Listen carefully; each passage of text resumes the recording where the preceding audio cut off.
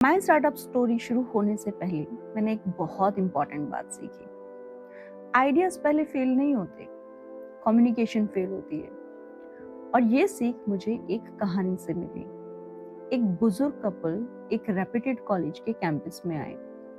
कपड़े सिंपल थे, कोई शो ऑफ नहीं, कोई इंप्रेशन बनाने की कोशिश भी नहीं थी। उन्होंने प्रिंसिपल से मिलने को कहा तो रिसेप्शन पे बैठी लेडी ने सिर्फ कपड़ों की तरफ देखा और बोला, अपॉइंटमेंट्स फुल हैं।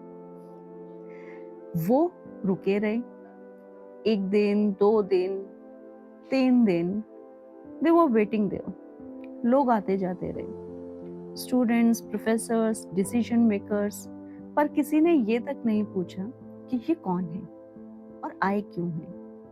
क्योंकि वहां पे कम्युनिकेशन एक अपीयरेंस से डिसाइड होती थी, इंटेंट से नहीं। चौथे दिन थोड़ा इरिटेट होकर प्रिंसिपल ने मिलना एक्सेप्ट ही कर लिया। What do you want? Tone बिल्कुल क्लियर थी। बुजुर्ग आदमी ने शांत आवाज में कहा, हमारा बेटा यहीं पढ़ता था, उसे ये कॉलेज बहुत पसंद था। प्रिंसिपल ने बात काटी और बीच में ही बोला कि हम हर स्टूडेंट के लिए मेमोरियल नहीं बना सकते।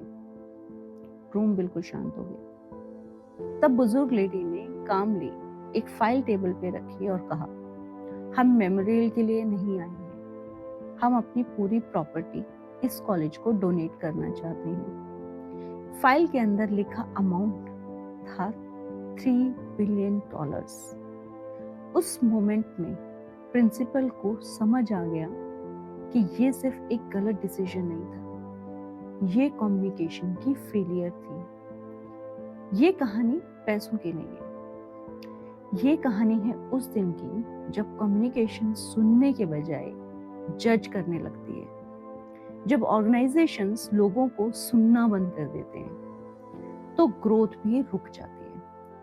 और तब मुझे एक बात समझ आई कि अगर लोगों को उनके कपड़ों की वजह से इग्नोर किया जा सकता है तो आइडियाज को भी उनकी प्रेजेंटेशन की वजह से भी इग्नोर किया जा सकता है।